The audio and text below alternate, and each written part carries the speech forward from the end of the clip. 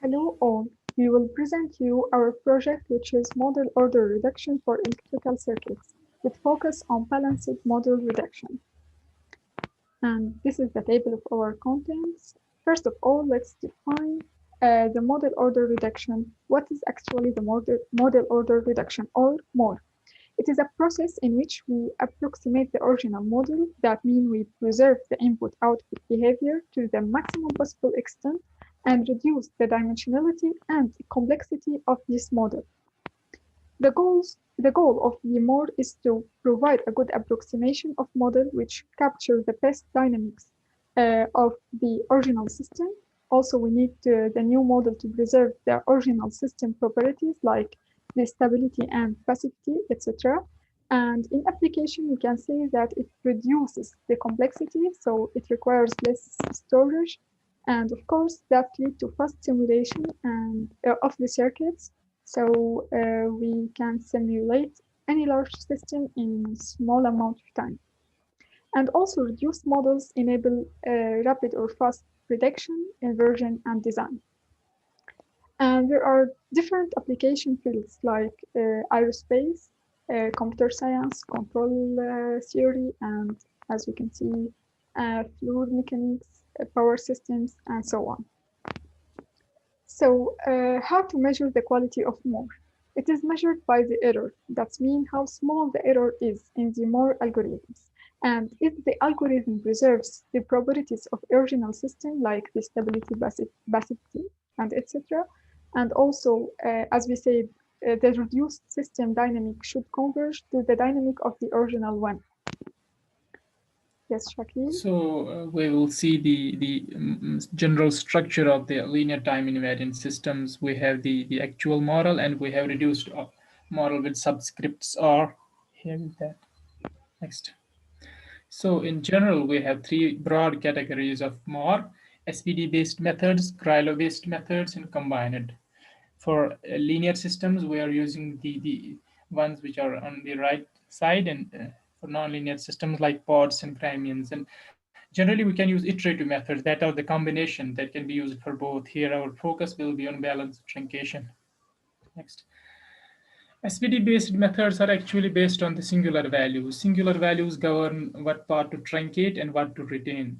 And Krylov-based methods are actually based on they are actually so-called the movement matching methods. They are approximating the transfer function of the actual system. For details, you can see the text. Next.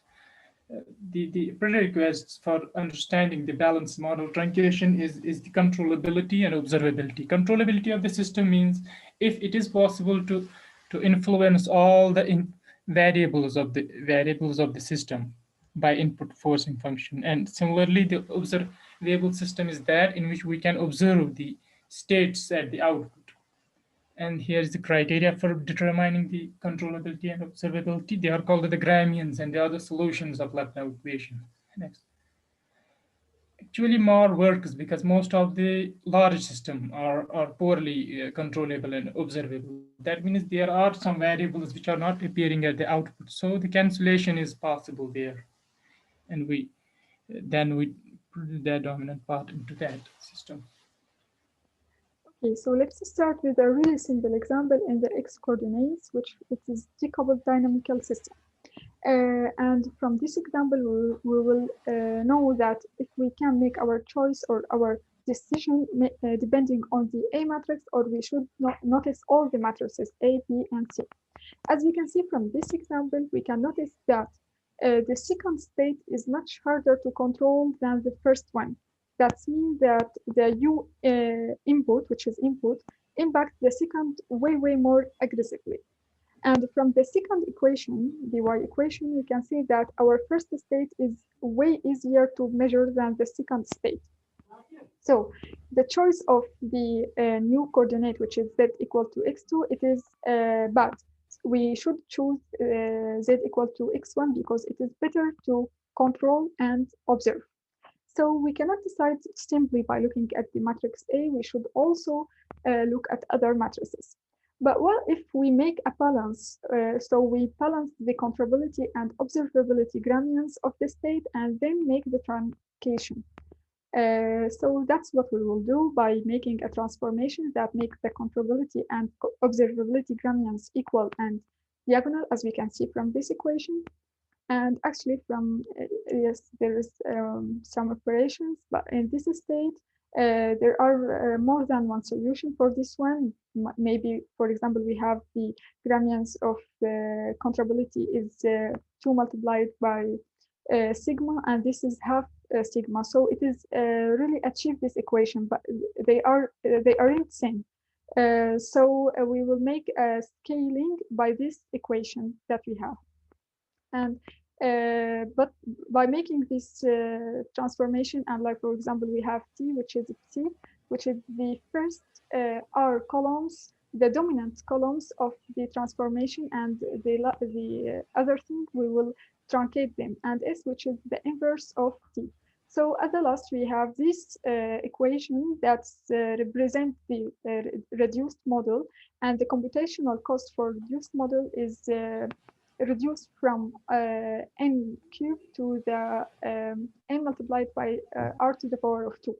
And also the reduced model is good approximation of the original one if these two conditions are achieved.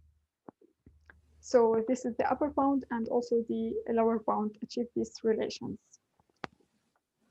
Here we have an illustrative example of electrical circuit. It's complex looking, so we will use the Euler-Lagrangian formulation for the circuit. We have the kinetic energy, we have potential energy. Here we can find them. Next. Here are the equations for the kinetic and potential energies, the dissipation and Lagrangian, and put into the original system, we will get the system in the actual LTI format. Next. Here is it. And after putting some values of those parameters, we can use then the balanced model truncation for the system. It's order reduced up to third order from the fourth order. We can see the distribution of singular values for the original system, and similarly for the reduced model, it has only three singular values. Next. And the dynamics. Now we compare the dynamics of the reduced model with the original model. It seems that they are same in every essence. And for the reduced order model, it took only 3.93 seconds, while for full model, it took 4.47, and the error is very small, so it works good. Next. Here are the conclusive remarks about More. More can be applied to the stiff electrical systems to achieve efficient simulation and perform analysis. We can design better controllers and all those things, whatever. And nowadays we are successfully applying More for the switched electrical systems that are a bit complex than the simple ones. And now we have some references and the better. Thank you. If you have questions, please do ask them.